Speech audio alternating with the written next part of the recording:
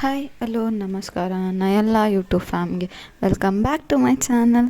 ನಾನಿವತ್ತು ಇಲ್ಲಿ ಒಂದು ಸಿಂಪಲ್ ಆದಂತಹ ಕಟ್ ಸಾರು ಹೇಗೆ ಮಾಡೋದು ಅಂತ ತೋರಿಸ್ಕೊಡ್ತಾ ಇದ್ದೀನಿ. ಬನ್ನಿ ನೋಡೋಣ ಹೇಗೆ ಮಾಡೋದು ಅಂತ. ಫಸ್ಟಿಗೆ ನಾನಿಲ್ಲಿ ಒಂದು ಪಾತ್ರೆನ ಬಿಸಿಗೆ ಇಟ್ಕೊಂಡಿದ್ದೀನಿ. ಪಾತ್ರೆ ಬಿಸಿ ಆದಮೇಲೆ 1 ಟೇಬಲ್ ಸ್ಪೂನ್ ತುಪ್ಪ ಹಾಗೆ 1 ಟೇಬಲ್ ಸ್ಪೂನ್ ಆಯಿಲ್ ಎರಡನ್ನೂ ಹಾಕ್ಕೊಂಡು ಬಿಸಿ ಆದಮೇಲೆ ಅದು ನಾನಿಲ್ಲಿ ಒಂದು ಅರ್ಧ ಟೇಬಲ್ ಸ್ಪೂನ್ ಜೀರಿಗೆ, ಒಂದು 7-8 ಕಾಳು ಮೆಣಸು ಅಂದರೆ ಪೌಡ್ರ್ ಮಾಡಾಕ್ತಲ್ಲ ಹಾಗೆ ಹಾಕ್ತಾಯಿದ್ದೀನಿ. ನೆಕ್ಸ್ಟ್ ಇದಕ್ಕೆ ಒಂದು 1/4 ಟೇಬಲ್ ಸ್ಪೂನ್ ಅರಿಶಿನ ಹಾಗೆ ಸ್ವಲ್ಪ ಇಂಗು, ಇದಿಷ್ಟು ಹಾಕಿ ಸ್ವಲ್ಪ ಫ್ರೈ ಆದಮೇಲೆ ಕರಿಬೇವಿನ ಸೊಪ್ಪು ಹಾಗೆ ಹಸಿಮೆಣಸನ್ನು ಕೂಡ ಹಾಕಿ ನೀಟಾಗಿ ಫ್ರೈ ಮಾಡ್ಕೊತಿದ್ದೀನಿ. ಇದೆಲ್ಲ ಹಸಿ ವಾಸನೆ ಹೋಗೋ ತನಕ ಫ್ರೈ ಮಾಡ್ಕೊಂಡಿದ್ದಾದಮೇಲೆ ನಾನಿವಾಗ ಇಲ್ಲಿ ಕಾಳನ್ನು ಬೇಯಿಸಿ ಇಟ್ಕೊಂಡಿದ್ನಲ್ಲ ಆ ಕಾಳಿನ ನೀರನ್ನು ಹಾಕ್ಕೊತಾ ಇದ್ದೀನಿ. ನೀವು ಕಾಳಿನ ನೀರೇ ಹಾಕ್ಕೋಬೇಕು ಅಂತಿಲ್ಲ, ಬೇಳೆಗಳು ಬೇಯಿಸ್ಕೊಂಡಿರ್ತೀರಲ್ಲ ಆ ನೀರನ್ನು ಹಾಕ್ಕೋಬೋದು. ಒಟ್ಟು ನೀವು ಯಾವುದು ಕಟ್ಟನ್ನು ತೆಗೆದು ಇಟ್ಕೊಂಡಿರ್ತೀರಲ್ಲ ಆ ಒಂದು ಕಟ್ಟಿನ ನೀರನ್ನು ಇದಕ್ಕೆ ಹಾಕ್ಕೊಳ್ಳಿ. ಇದು ನಾನಿವಾಗ ನೀರನ್ನು ಹಾಕ್ಕೊಂಡು ಆದಮೇಲೆ ಸ್ವಲ್ಪ ಒಂದು ಅರ್ಧ ಇಂಚಷ್ಟು ಶುಂಠಿನ ನೀಟಾಗಿ ಜಜ್ಕೊಂಡು ಹಾಕ್ಕೊಂಡಿದ್ದೀನಿ. ಹಾಗೆ ಸ್ವಲ್ಪ ಸಾಲ್ಟನ್ನು ಹಾಕ್ಕೊಂಡಿದ್ದೀನಿ.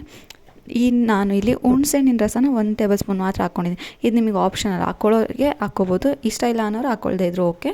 ಈಗ ಇದು ನೀಟಾಗಿ ಕುದಿ ಬಂದಮೇಲೆ ನಾವು ಕಾಯಲ್ಲಿ ಮಾಡ್ಕೊಂಡಿದ್ವಿ ಅಂದರೆ ಇವಾಗ ಕಾಯನ್ನು ರುಬ್ಬಿ ಅದರಿಂದ ಸ್ವಲ್ಪ ನೀರನ್ನು ಆ್ಯಡ್ ಮಾಡ್ಕೊಂಡು ರುಬ್ಬಿ ಅದರಿಂದ ಆ ಒಂದು ಹಾಲನ್ನು ಹಿಂಡಿ ಇಟ್ಕೊಂಡಿದ್ವಲ್ಲ ಆ ಹಾಲು ಒಂದು ದೊಡ್ಡ ಲೋಟ ನಾನು ಕಟ್ಟು ನೀರನ್ನ ತೊಗೊಂಡಿದ್ರೆ ಅದರಲ್ಲಿ 1/4 ಲೋಟ ನಾನಿವಾಗ ತೆಂಗಿನಕಾಯಿ ಹಾಲನ್ನು ತೊಗೊಂಡಿದ್ದೀನಿ. ಇದು ನೀರು ಸ್ವಲ್ಪ ಕುದಿ ಬಂದಮೇಲೆ ನಾನಿವಾಗ ಕಾಯಿ ಹಾಲನ್ನು ಹಾಕಿದ್ದೀನಿ. ಇದು ಹಾಕಿ ನೀಟಾಗಿ ಕುದಿಸ್ಕೋಬೇಕು. ಒಂದು ಫ್ಲೇವರೇ ಡಿಫ್ರೆಂಟ್ ಆಗಿರುತ್ತೆ. ಆ ಕಟ್ಟಿನ ಫ್ಲೇವರ್ ಇರ್ಬೋದು ಅಥವಾ ತೆಂಗಿನ ಹಾಲು ಹಾಕಿದ್ವಲ್ಲ ಅದ್ರ ಫ್ಲೇವರ್ ಇರ್ಬೋದು, ಸಖತ್ತು ಡಿಫ್ರೆಂಟ್ ಆಗಿರುತ್ತೆ ಟೇಸ್ಟು ತಿನ್ನೋದಕ್ಕೆ. ಈ ಹಾಲನ್ನು ಹಾಕಿದ್ಮೇಲೆ ಮತ್ತೆ ಒಂದು ಕುದಿ ಬರೋ ತನಕ ವೇಟ್ ಮಾಡಬೇಕು. ನಿಮಗೆ ಇಲ್ಲಿ ಹುಣಸೆಹಣ್ಣು ಆಪ್ಷನಲ್ಲು, ಬೇಕು ಅಂದರೆ ಹಾಕ್ಕೋಬೋದು, ಇಲ್ಲಾಂದರೆ ಇಲ್ಲ. ನಾನು ಬರೀ 1 ಟೇಬಲ್ ಸ್ಪೂನ್ ಮಾತ್ರ ಹಾಕ್ಕೊಂಡಿದ್ದೀನಿ.